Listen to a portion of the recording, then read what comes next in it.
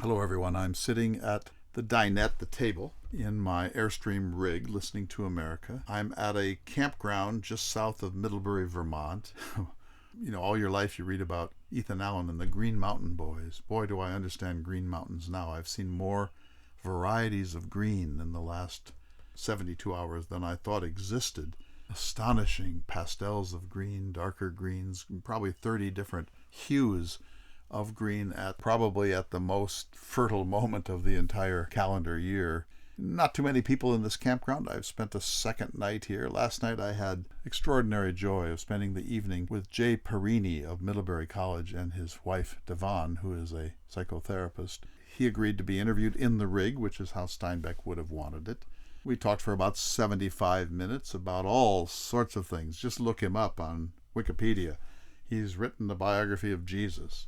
He's written a historical novel about St. Paul. He's written a historical novel about Herman Melville, another about Leo Tolstoy, who, he says, wrote the two greatest novels in history, Anna Karenina and War and Peace. He's written a memoir on Borges, the great South American writer, and he's written a biography of Gore Vidal, who was his friend. He's extremely well connected, has written more than 20 books more on the way. He's a poet. He is extraordinary. I really only knew his work on Steinbeck, and when I began to look into it, I realized how much more there is. I'm reading the biography of Gore Vidal now. Vidal is one of the essayists that I most prize.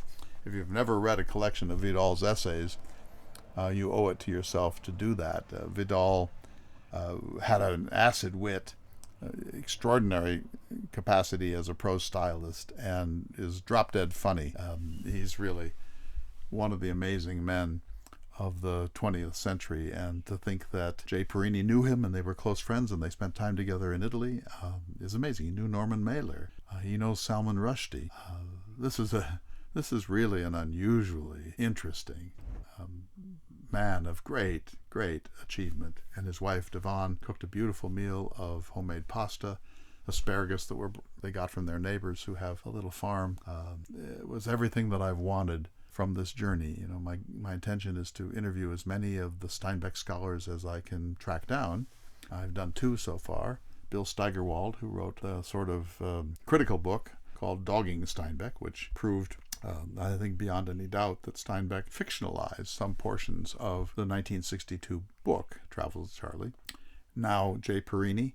I hope to interview Robert DeMott, who's at Athens, Ohio, and Susan Schillinglaw, who's out at San Jose, and others. So that's part of it. And I don't know what will exactly happen with these interviews, but I know that we'll find ways to use them, not necessarily in the podcast, but independently at ltamerica.org. So it's gray here. It rained yesterday, much of last evening, so I haven't had a chance to build a fire yet. There's a fire pit right outside my door. If the weather holds, it's gray, but I don't think it's likely to rain.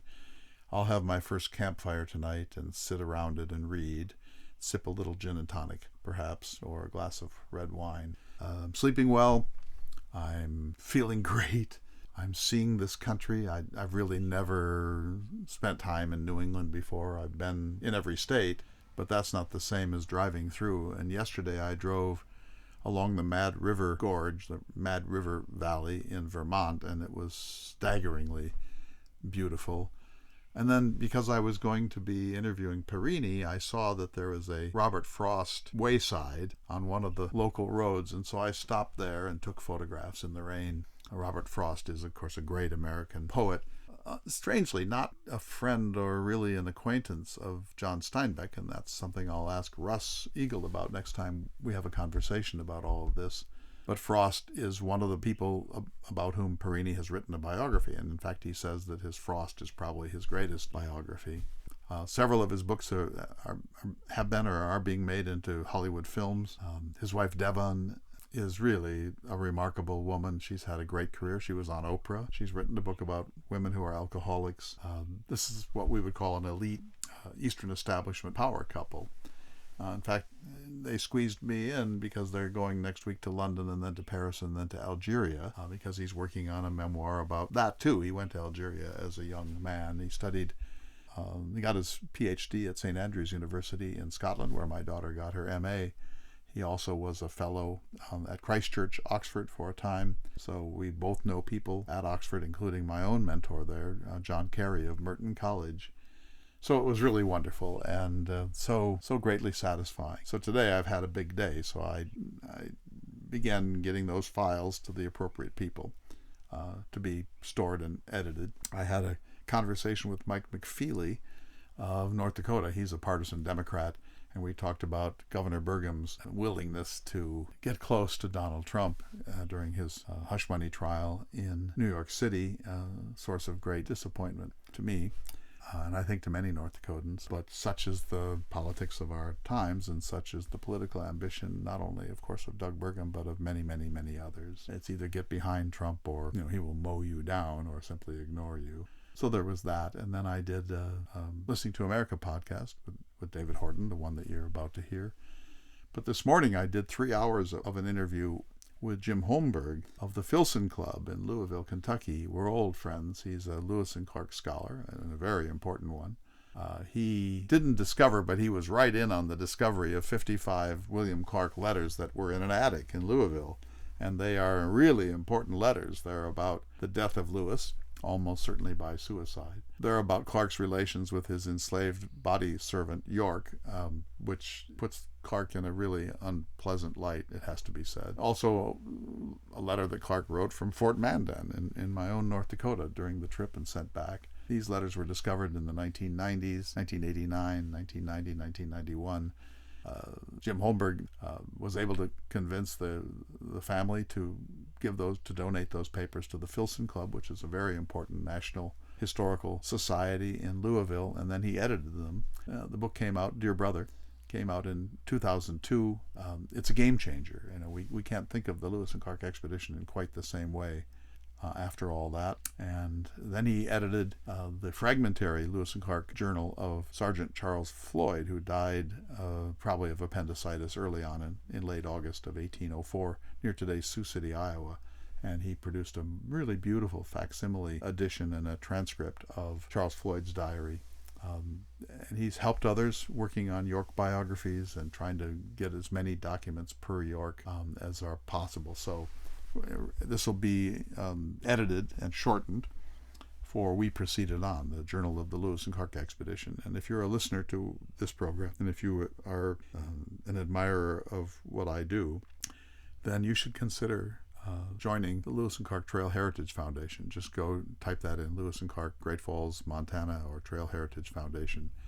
And for a small amount of money, you can get an annual membership, and that includes 4 of the quarterly issues, glossy, in part peer-reviewed, really interesting journal on all aspects of the Lewis and Clark expedition. And I'm very proud of my work as the editor of that quarterly. So you should consider, I hope you will consider, becoming a member and subscribing, because that's a labor of love for me. It's something that I do because I love Lewis and Clark. In fact, I've been thinking all day, that Lewis and Clark is one of my central primary interests, and I have 2 books on Lewis and Clark that I still want to write. So I had better get busy here and carve out more time for such things. Anyway, I'm a little fatigued now, ready to take a little break, take a little walk, maybe start a little fire, do a little reading. And tomorrow I will head towards Cooperstown, New York. If I get there, then the next morning I will go to the Hall of Fame. I've never been to a sports Hall of Fame. It's not really sort of one of my dreams. It's not on what people call my bucket list. But I am fascinated, and I want to see how it's handled. I've heard that it's great, so we'll see about that. And then I'm going to go up to Niagara, because Steinbeck thought he would go through Canada to get to Chicago. He was turned back by Canadian Border Patrol because they said, you have a dog. Does that dog have all of its vaccines? And do you have the paperwork? And if not, you might have a lot of trouble getting that dog back into the U.S. So Charley was more important to him than a brief foray into Canada, so he did not go in. I won't either. Please send me your suggestions, your advice. I'm all ears. I want you to be part of this journey, and please follow along at the Listening to America Facebook site, at my own Facebook site, and at ltamerica.org. So all of that. And thank you for being my friends. Thank you for supporting this program, and thank you for listening. Let's go to the show.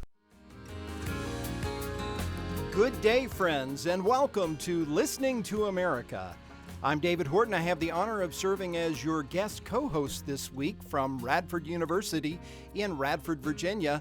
And joining me today is your host of Listening to America, Clay Jenkinson, this time from the road. Clay, can you tell us a little bit about how you are and where you are? Hello to you, my friend David Horton at Radford. I am actually in Vermont at Middlebury, which is the home of Middlebury College, a wonderful liberal arts college of about 2,500 students in a community of about 10,000 people. It's as green can ever be. You've heard of the Green Mountain Boys. I did not really understand the full sense of the intensity of that until I traveled through Vermont yesterday along the Mad River, so people can go to their atlas and look at the scenic byway along the Mad River. It took all day, but it was absolutely worth it, much more dramatic than I could have anticipated. And then I got to a campground just south of Middlebury last night. So I'm doing well. The rig is still intact. My nerves are not yet shattered. I haven't had a bad day. It has rained a lot, but it's spring. Absolutely. And, I'm fascinated following some of your progress. You are keeping us updated a little bit online, on social media, on the website, on your blog. But I'd love to spend a little time today, if we can, talking about this trip, talking about some of your ideas moving along, recreating this journey that Steinbeck took, but also the twist that you're taking on it. If you would be so kind, do you think we could go down that path today? Oh, absolutely. I've been posting at least once a day and often more than once on the Listening to America Facebook site. And then if people go to our website, ltamerica.org, they will find much more. There's a lot more on the website than just the Steinbeck stuff, although there's a lot about that too. And I'm writing every day, in the morning and in the evening. It's been truly one of the most satisfying things that I've ever done. At the moment, I'm in this campground, and it's spring, so it's not by any means full. I'm surrounded by trees, so that's one reason I've had a little bit of internet trouble over the last 18 or 19 hours, but it is so serene, and it's just, there's kind of a lovely serenity, peacefulness, relaxation, reconnecting with the country, reconnecting with nature that's part of this. And I knew that it would be great, but I didn't know that it would be as deeply satisfying from a travel point of view as it has already become. One of the beautiful things about any trip that you take, there's the journey that you're physically involved in, on the road, on the sea, as you mentioned, in the air, whatever it happens to be. But there's the journey that your heart and your soul take as part of it. And it sounds like that's what's enriching you the most, is this journey of the soul as you travel across this great nation. Yes, that's a really important question and a really great insight, my friend. So, there's the journey of following along John Steinbeck's 1960 travel route from Sag Harbor on Long Island all the way around the perimeter of the country and back again. And he did that between September and December of 1960. There's that. Then there's my own journey to see America in 2024. We should talk about that, but a very, very different country.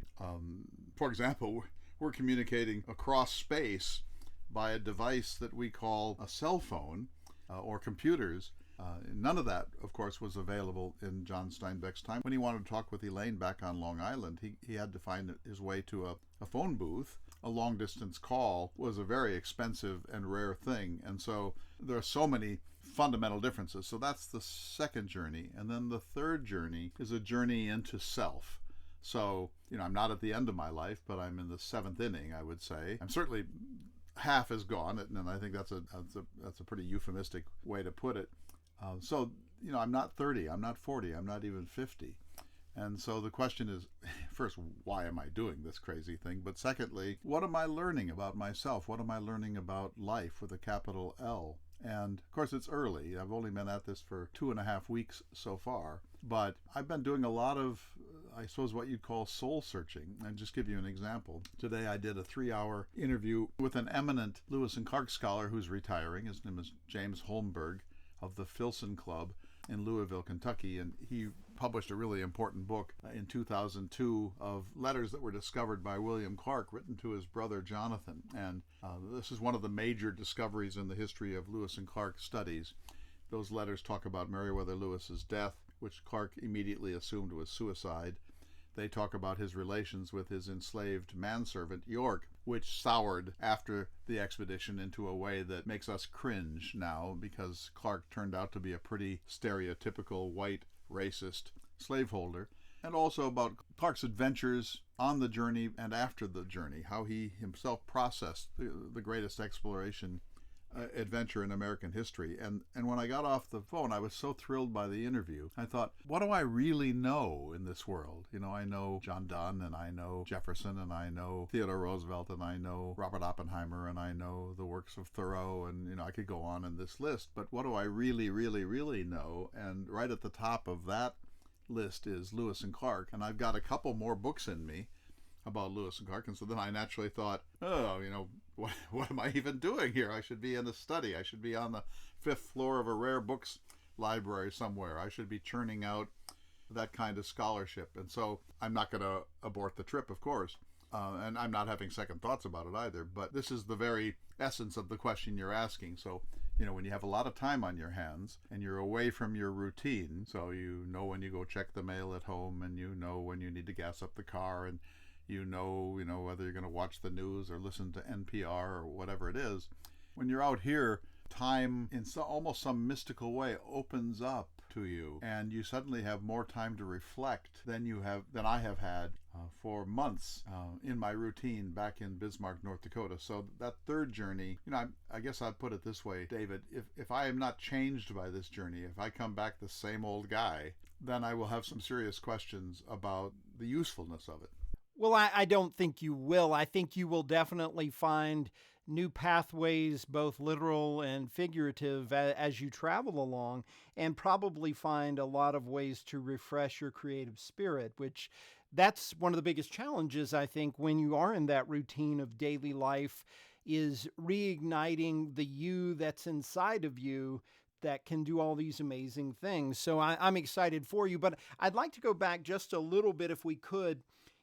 At what point in your life, having read Steinbeck, having read of this probably many, many, many years ago, at what point of your life did you say, this is something I want to do? And how did it get to today where you're actually on the road doing it? Another great question. So when I was 18 to 25, the book that spoke to me most about America and roads was Jack Kerouac's famous book On the Road, published in 1957. Hitchhiking, Greyhound buses, not knowing where you're going to sleep, or not knowing where the next meal is coming from, hopping trains, that sense of the endlessness, you know, just the amazing endlessness of America. Remember, in the novel On the Road, Kerouac says in a famous line, "Whither goest thou, America, in thy shiny car in the night?" And so that spoke to me profoundly then. But of course, Kerouac and On the Road are a young person's book. I'm not going to hitchhike. And I don't want to be down and out to the point where I don't know where the next meal is going to come from. About that same time, at the University of Minnesota, I read Robert Pirsig's Zen and the Art of Motorcycle Maintenance, which is another really interesting road book. He goes on a motorcycle journey with friends and his son Chris, and that's definitely a journey story into self-discovery. But I'm not a motorcycle guy, and I've never been interested in that. That's not even one of my fantasies. And then a little bit later, I read Steinbeck's Travels with Charley for the first time, and it appealed to me in all sorts of ways. You know, if you have to choose between Charles Perrault and John Steinbeck, you immediately choose Steinbeck. It's a beautifully written book. It's a lyrical book. It's a book of extraordinary maturity. This is an older man approaching the end of his life. He's in uncertain health. Everyone's a little worried about him. He's afraid he's losing his virility. He's afraid he's losing his independence as a grown man. And so he goes on this journey with the dog, with the poodle, Charley, to try to rediscover America and to prove to himself and maybe to others that he still has, I suppose, what we would call the right stuff. And so I've read through the literature, and I'll just add one more, William Lease Teat Moon's Blue Highways, which is also a journey of self-discovery. So I've read the literature and much more than that. And all of this informs what I'm doing, and in some sense I'm trying to place myself in that matrix of American journey stories, which, by the way, of course, also includes the Lewis and Clark expedition. And so you read these things that inspired you. You felt spiritually excited by this stuff, intellectually excited.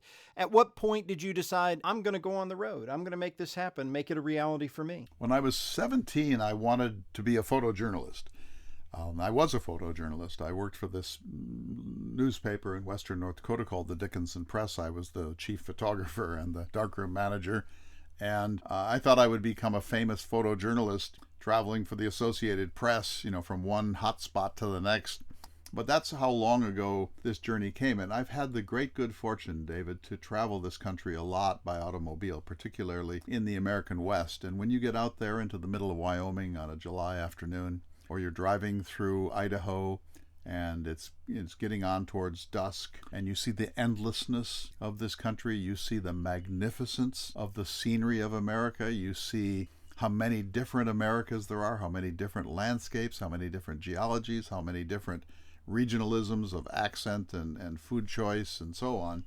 You just fall in love with America with a capital A. And I've always wanted to have the luxury of being able to just go do it. And so now, thanks to good friends and the encouragement of our audience, I'm able to do this in a really structured way. And, it fulfills an ancient dream of mine. And so far, it's like some fantasies when they come true turn out to be not quite what you had fantasized. So far, none of that.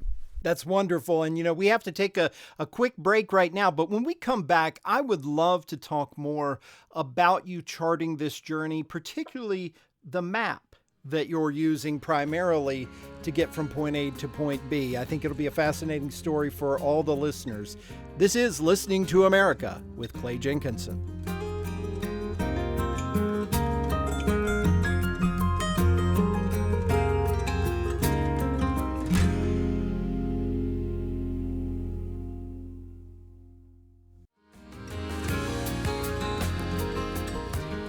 Welcome back to Listening to America with your host, Clay Jenkinson, who is on the road in Vermont as we speak. I'm David Horton. I have the honor of serving as co-host this week from Radford University in Radford, Virginia. And Clay, one of the fascinating things of this trip that I have been really excited about following is the way that you're mapping your journey. Can you tell us a little bit about the atlas that you found and how you're using that to plan where you're going to go? Yes, of course. So there has been a transportation and infrastructural revolution in America.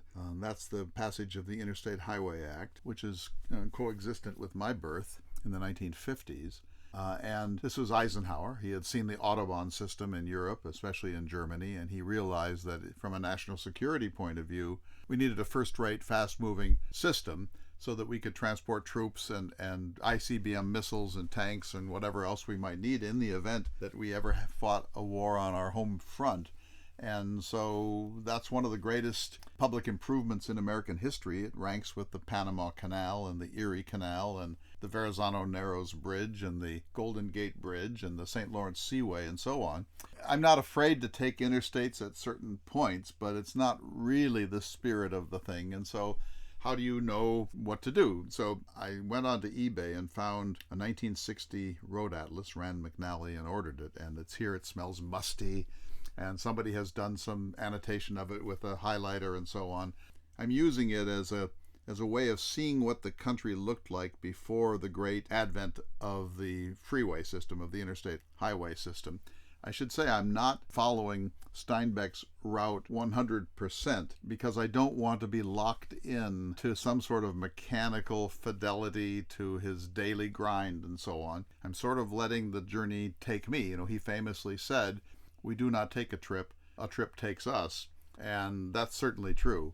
So I have that, and every night I consult it, and then I decide, if I need to catch up a little bit, I might get on the interstate a little in New Hampshire or Maine or Vermont. But basically, I'm on the back roads, what William Lease Teat Moon calls blue highways. And there's a funny story about this, David. I was down in Arizona, and our scout, this great fellow that I know named Frank, is helping. And so he'll call ahead and book a campground for me, or advise me on hotel accommodations when I need them. We had atlases spread out in the ground floor of this Holiday Inn Express, and I think 2 or 3 atlases and some guidebooks and campground lists and folding maps and so on, and a copy of Travels with Charley.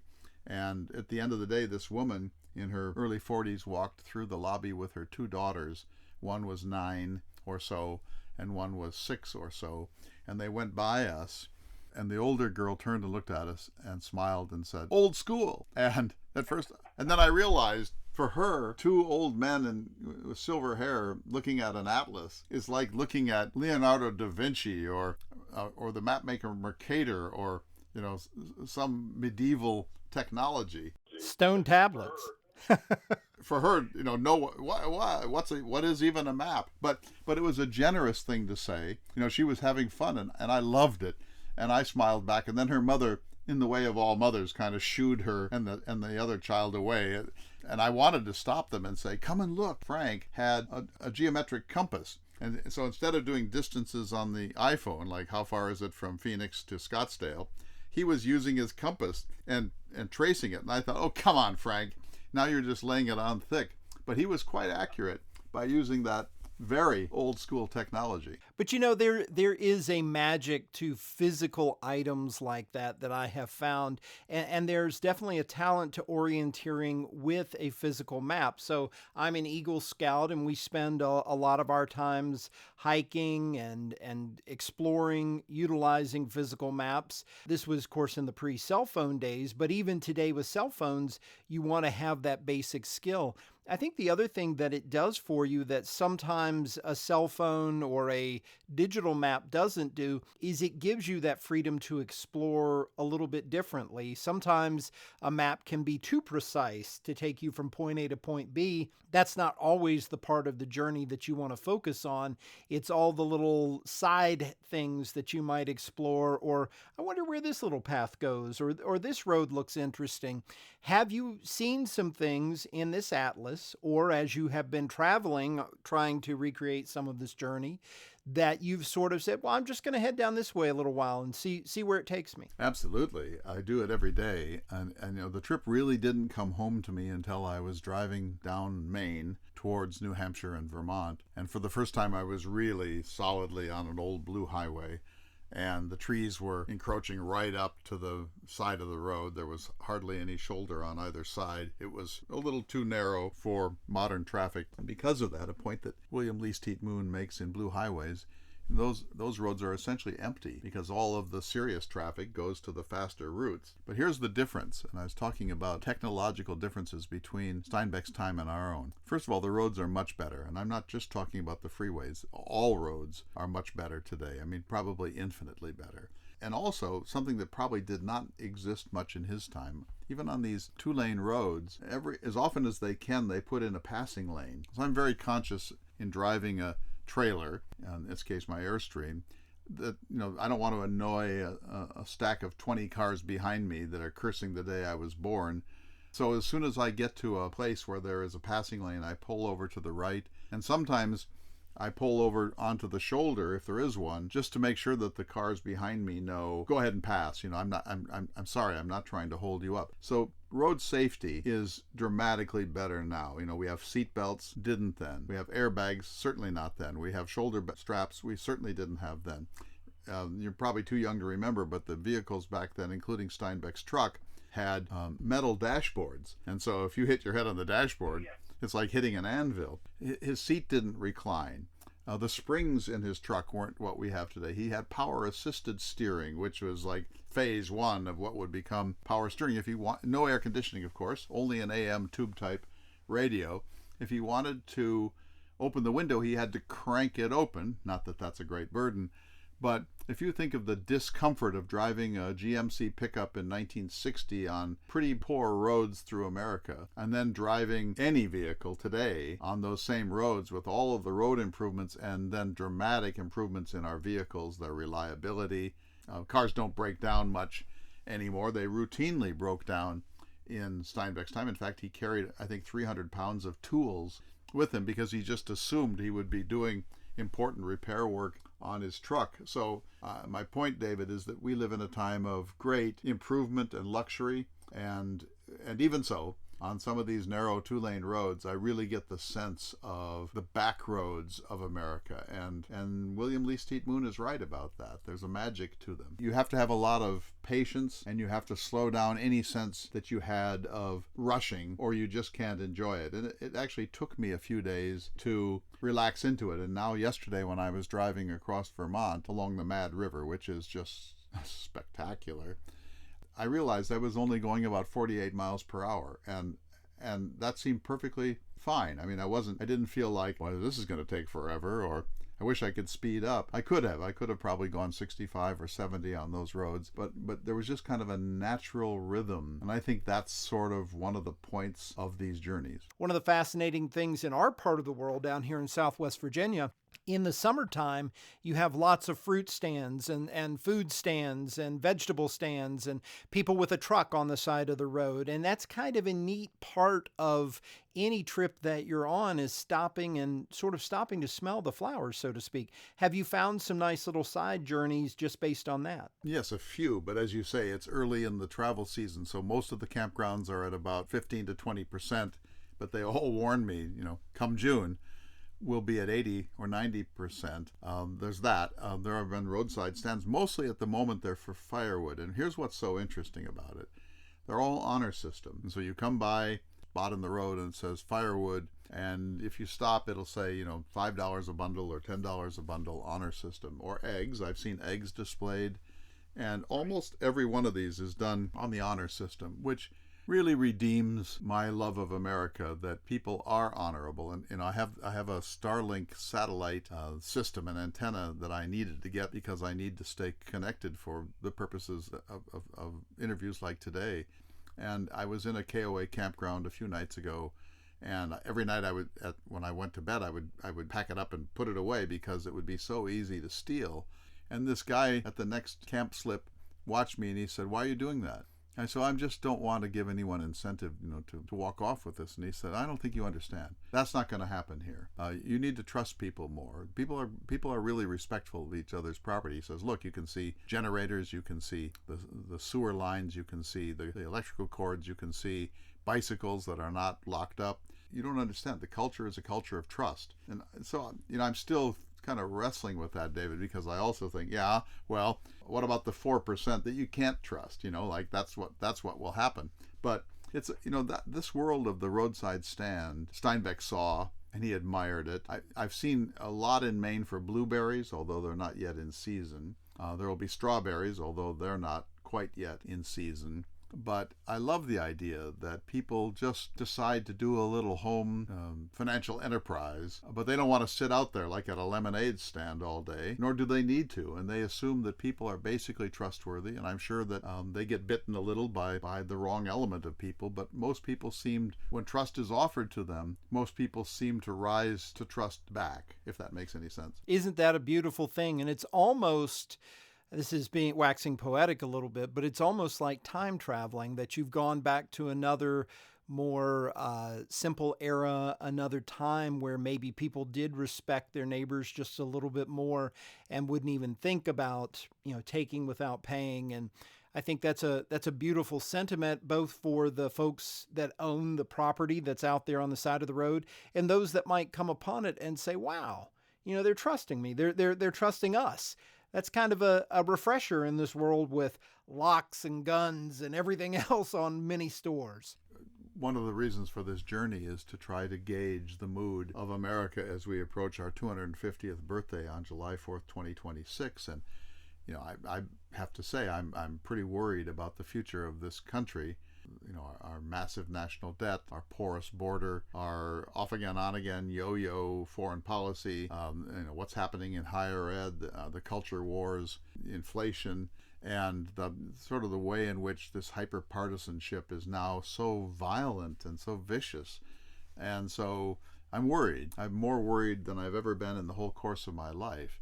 And one of my purposes out here is to go see if I'm getting the wrong signal, if I'm getting distorted signals from CNN and MSNBC and Fox and so on. And the answer seems to be yes, that that America is much better than we think. And I've been out now for almost 20 days, and I get into conversations every day, and I sort of lead people into a conversation about America, but I try to do it really informally.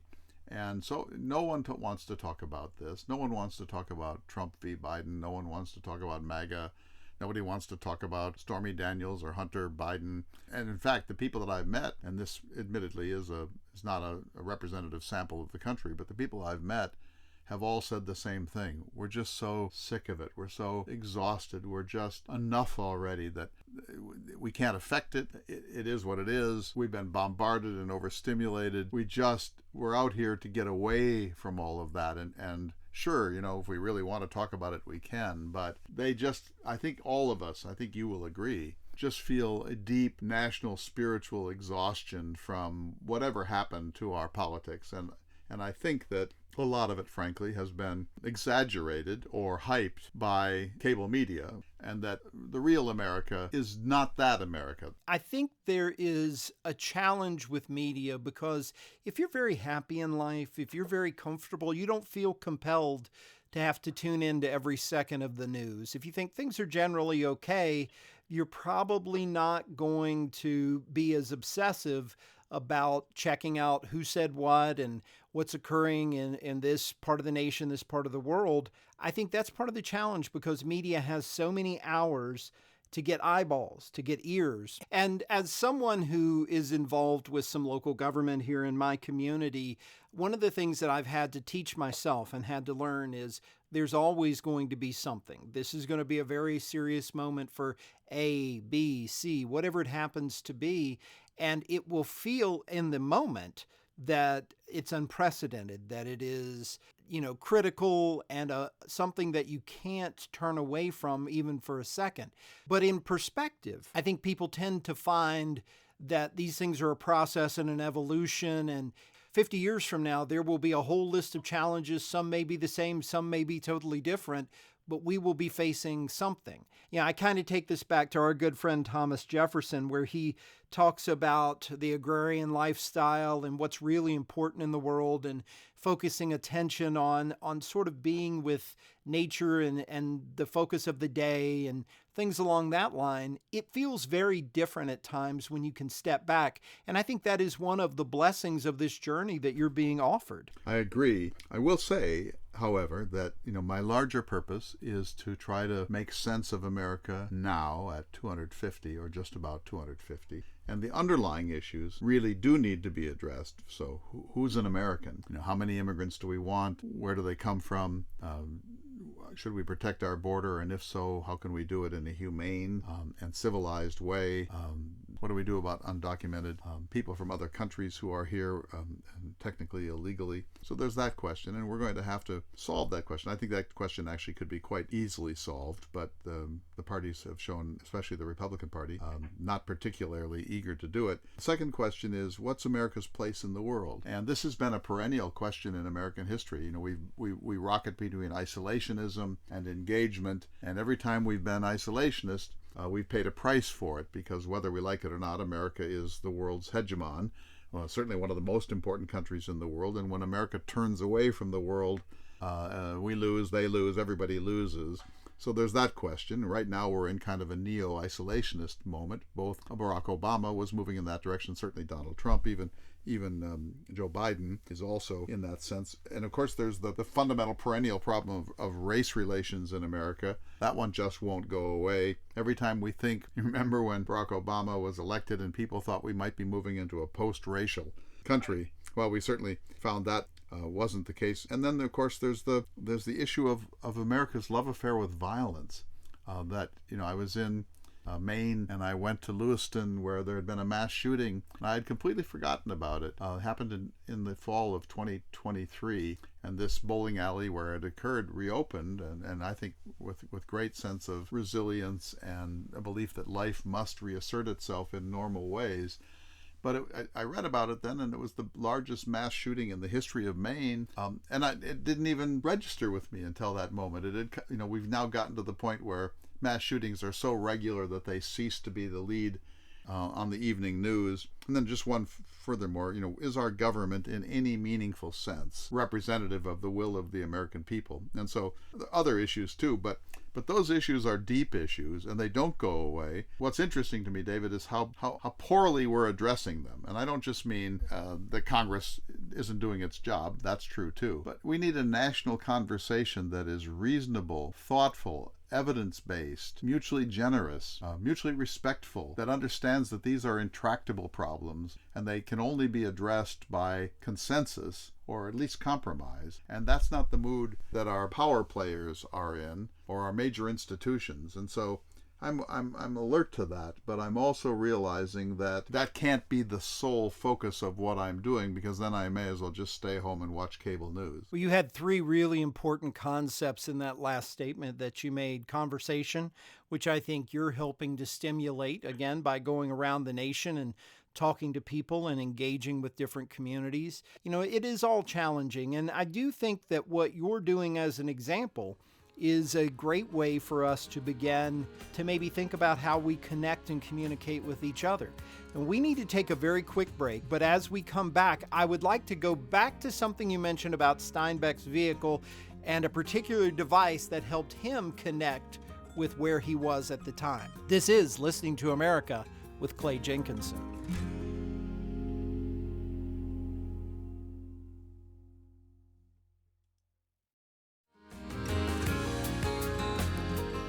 Welcome back to Listening to America with your host, Clay Jenkinson, who's on the road this week in Vermont. I'm David Horton. I have the honor of serving as guest co-host, and I'm coming to you from Radford, Virginia in Southwest Virginia. Clay, my friend, we've been having lots of good discussion about some of the things you've been experiencing on the road, some of the unique elements, but also Steinbeck's original Travels with Charley, Looking for America. And one of the pieces that you talked with me made me really want to explore a subject.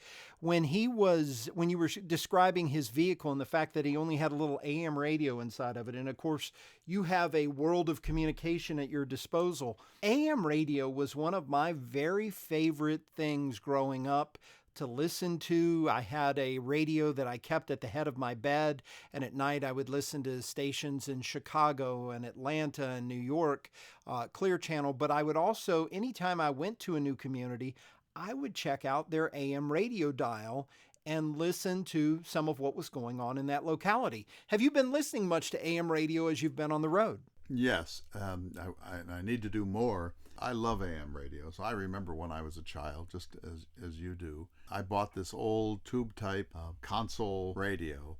And on a Friday or Saturday night, I lived down in the basement of my parents' house. I painted all the walls black. I had black lights, and I listened to Woodstock and Abbey Road, and had band posters, and you can imagine.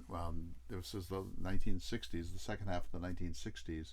And I had a reel-to-reel tape recorder, but I would turn on this radio, and people today will have a hard time remembering this, but tube-type radios took 30, 40, 50 seconds to warm up, and then the signal would kind of, and then you'd hear, live from the Grand Ole Opry in Nashville, Tennessee, or all these stations, the Chicago blowtorch stations, or stations down in Baton Rouge, or Texas, or Oklahoma City, or Salt Lake City, because they would skip the way that the atmospherics worked, that the signal would skip very long distances. And I'm from North Dakota, which is way, way out in the boondocks, even compared to Virginia.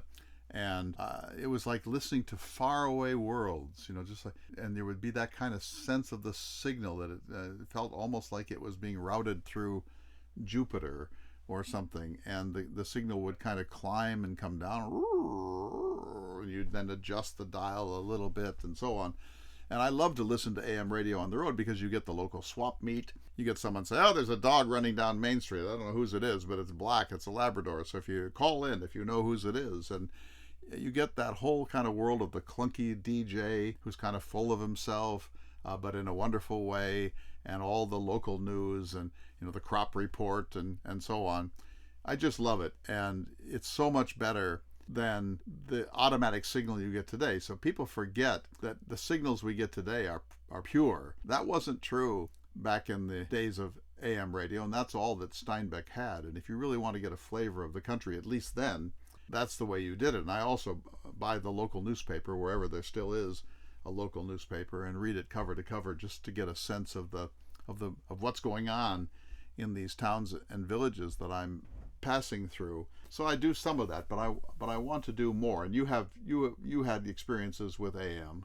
I did. When I first started in radio many decades ago, I was working at a local radio station here in Radford, and my shift was on Sunday afternoons, and the radio station at the time would sell a half an hour or an hour to a local broadcaster as part of their community service, community outreach, and they would allow a church or an individual to purchase time on the air to preach, to sing, to do a lot of things. I've had folks faith heal on the air. They put your hands on the radio and I will say a prayer that will make you better. And it was truly an experience to go through that. One of the neatest parts about it is it showed me a part of the world, even in my own backyard, that I didn't necessarily know existed. And that's something that I think AM radio can offer, especially even if you don't agree with what is being stated on the other side. Now, how much of it you can take, that's up to you as an individual. But I challenge all of our listeners out there on Listening to America to explore their radio dial as much as possible. Certainly come back to the station that presents the things like this program and others, but explore that radio dial. And I'm so glad you're doing that. I was hoping that you might. Tell me one of the more interesting stories that you might have heard on local AM radio, because it can be a wild, wild west out there many times because it is not the profit center that it once was. A lot of station owners give free rein to the local radio host to basically say, you got to fill 2 hours. You go out there and just share, talk. I love the local radio. One of the problems with it, however, is that a lot of stations they buy packages, and the package is piped in and then they broadcast it locally, and it's top 40 or it's country music or whatever. And so you lose so much in that way. I love the days when all local radio was all local radio, and there was one disc jockey after the next, and they all had personalities. They often had handles. Up in North Dakota, we had a man on KFYR, a 50,000 watt blowtorch station, whose handle was the Old Reb, and he played a Southern unreconstructed Confederate, be harder to get away with today, and in the morning he would wake us up with a rebel yell, and I was part of the Old Reb fan club, But as I've been listening now, you hear the sports talk, the local sports talk, and it's someone says we're having Coach Cletus on here, and Cletus, I'm sorry to say, the team fought valiantly last week, but they were defeated 72-3. What do you think went wrong? And then the coach says, well, my boys they're good boys and they're working hard, and it was if you think about it, it was a closer game than the score suggests. And next week I think we'll be doing better. And then he says, I know a lot of people think that just because my son is the quarterback, that's why he plays, but it's not true. I would play him in any place in the world. He's just that good. And so you get that flavor of America that's if you call into the Rush Limbaugh show or Hannity or Glenn Beck or any of them today, the caller doesn't have much of a chance. It's really just to set up the host. You just feel good somehow about the innocence. There's a kind of magnificent innocence at the heart of rural life. But one of the interesting things with going back to this trip with Steinbeck was the voice that he gave to things in the book and the dialogue. And I'd like to spend a few minutes talking about that, because I think that's an important piece of this, but also some of the criticism and some of the speculation that maybe this wasn't fully a nonfiction story of a trip and a documentation of a journey, but more of an idealized version, and perhaps the conversations that Steinbeck wished he would have been able to have on the road, but because he was the author, could make come into life. Can you speak to that just a little bit? I sure can. One of my goals is to interview the great Steinbeck scholars and biographers and writers around the country. And so far I've had the honor of interviewing two, and I make them come into the rig here, into the Airstream. And let me say, it's a Formica table and some beautiful brown fake leather, and there are windows, and I'm sitting next to a refrigerator. You're hired. Yeah, exactly. And I've got a wonderful rug on the floor that was given to me by a friend, a runner. But I asked them to come in, and both have done it. And the first was Bill Steigerwald, who wrote a book called Dogging Steinbeck, which was a kind of a nasty investigative book in which he showed that Steinbeck didn't always stay in the van. He often stayed in not just motels, but hotels, sometimes luxury hotels, and his wife Elaine was with him more than he wants us to know, and that some of the details don't add up, and some of the dialogue has to have been either embellished or invented, and maybe even some of the incidents were fictionalized. And so, he and I've crossed swords. We had a wonderful interview about this. We're friends, and he was a good sport. So that interview will not be on a podcast, but it'll be up soon enough on our website, ltamerica.org. And then last night I had the extraordinary honor of interviewing Jay Parini, who is an endowed professor of literature here at Middlebury College, and he wrote a 1995 biography of Steinbeck, which is very well respected. And so he came into the rig, and we spent 75 minutes, and he said, we both know Bill Steigerwald's work. Everybody in Steinbeck country knows and is kind of upset by what Bill Steigerwald tried to do to kind of debunk Steinbeck. And so he said, look, any literature scholar knows that every book every memoir certainly is a shaped thing. He said the genre is really called auto-fiction. It's autobiographical, but of course Steinbeck didn't have a recorder. The dialogue has to be remembered and in some cases invented, or at least embellished or filled out. That he may have taken a couple of small incidents and melded them into a larger one. At times he might even be remembering an incident from another time in his life. There's truth in everything he writes, and his insights are all there, but we would be naive and literalist and fundamentalist to say, if there were a Steinbeck cam, how many of these incidents occurred exactly as Steinbeck writes about them? He said, no reasonably well-educated person thinks along those lines. We all get it, that a book is a shaped piece of narrative, and that stories require drama and beginnings and middles and end. And Steinbeck himself says several times in the course of Travels with Charley that he is recreating these things, and that and they're not exactly as camera or a tape recorder might have remembered them, and so on. I've heard from two of the leading writers about Steinbeck of our time. I'll be talking to more as I go into phases 2 and 3 of this journey, about 5 more people that I want to interview, and I'm asking them all about this book, of course, but I also ask them to place this book, and the insights that are coming out of their mouths are remarkable, and I'm recording them on video and audio. But what's even more interesting, David, is they're sitting across from me at this little dinette, and they're in the rig as Steinbeck wanted it to be. So when he met people, he sent the dog out as kind of bait, and then he would go fetch the dog and say, sorry, and he always tries to get in people's garbage or whatever, and then he would invite the persons to come over to his camper van, and when they sat at his little dinette, much smaller than this one, he would say, I have a cup of coffee for you, and they would drink a cup of coffee, and then he'd say, I've refilled your coffee, but would you mind if I sweetened that a little? And then he'd get out a bottle of whiskey and pour a little whiskey or brandy into that coffee, and pretty soon they're really having a conversation. So when I write to Steigerwald or write to Jay Parini, I say, you don't have to do this, of course, but if you're willing, I would love to interview you in the rig. And they both said, absolutely. And it just makes it more lovely, makes it more romantic, makes it more authentic. It gives me enormous joy. And I set up a camera and some a tape recorder, and that's part of the sheer joy of the thing. And so I think Steigerwald did an important thing with his book Dogging Steinbeck, because he did prove beyond a shadow of a doubt that you can't take verbatim everything that Steinbeck says happened in quite the way he says it happened, but that's really not the essence of what he was trying to do at all. And if people want to, they can go to my site, ltamerica.org, and I have an article about Sag Harbor, where I started the journey. And in it, I talk about my methodology for understanding Steinbeck's way of having the adventure and writing about the adventure. And I think that sort of says, that's kind of a consensus view of what Jay Parini's calling autofiction. It's nonfiction, but there are fictional elements in it, of course. But that's kind of the neat part of this. I do have a question for you. What's at the end of the road? What's the product at the end of the road? Because you have a unique opportunity with this to do just what you're doing, where you can share your thoughts as you travel. We have, of course, this program, this podcast, Listening to America, to be able to share some of the thoughts as you go.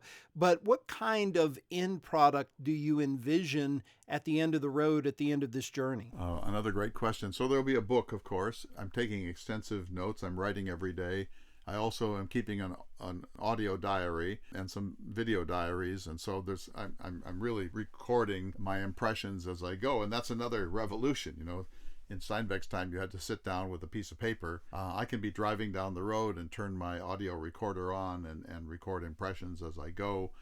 There's just so many better ways. And I can, he had to stop to find a payphone to call his wife, Elaine, or he had to send a letter, or he had to just store up notes for later. So a lot of things slipped his memory, of course, as they do, before he got to the actual writing phase of this. So I have that advantage, although I think that the loss of writing actual physical letters and putting a stamp on them and putting them in an envelope and putting them in the mail and somebody receiving them 4 or 8 days later is one of the great losses of our time. And I keep trying to convince my daughter that letters still matter. And it seems odd to me that since she got her PhD and her MA on the correspondence of the Renaissance, that she seems indifferent to this and thinks that a text message is just as good as a 4-page letter. But at any rate, so I've been recording all this. There'll be a book, of course, but there might even be a documentary film. So I'm recording these interviews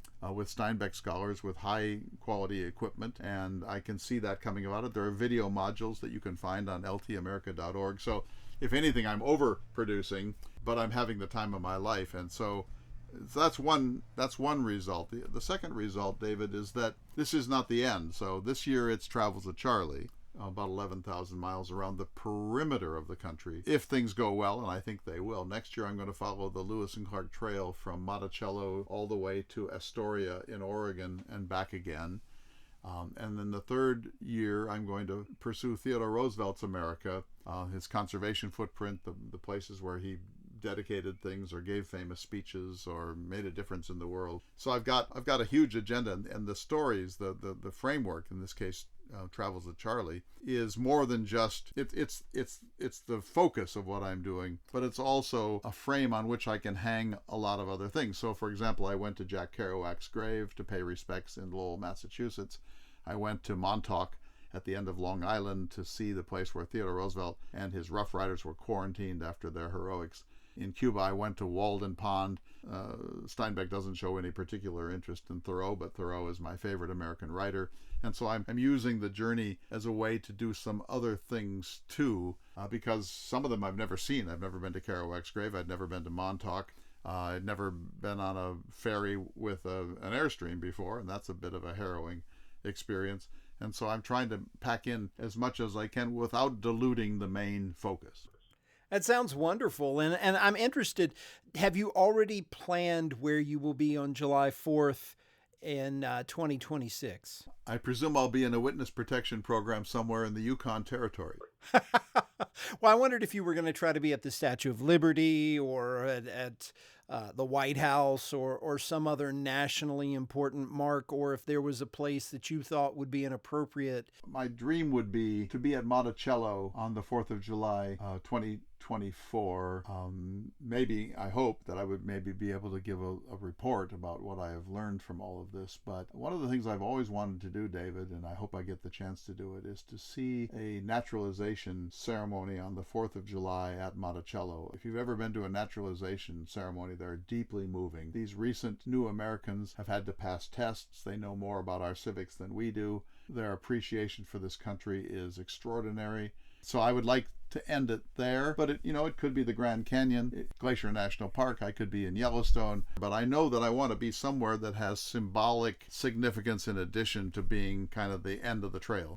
Thank you so much for taking us on this journey with you. That is one of the beautiful things about LT America, the website, and Listening to America, the program and the podcast. I think we're all excited to explore vicariously through you and to see the things that you're doing. I count on our listeners and people on Facebook and the LTA site to give me advice. So the more suggestions I get, I can't promise to do all of them, but they really help me. I want people to be on the journey with me. And secondly, I didn't know you were an Eagle Scout. That explains everything. You got it, my friend. I am a proud Eagle Scout and happy to spread the wonderful world of advocacy for scouting in America. I bailed out at Weeblo. Well, you've made up for it. You're getting your merit badges on the road now. And as you travel and learn and journey, you will fill that merit badge sash full. I want you to send me some badges. I'll sew them onto my travel vest. I've enjoyed our conversation so much, and I hope everyone else has too, but really I want feedback from our listeners and from people at the site ltamerica.org. That sounds good, my friend. Safe travels until we see each other again on the radio. Thank you. Thank you. This has been Listening to America with Clay Jenkinson. I'm David Horton. Good day.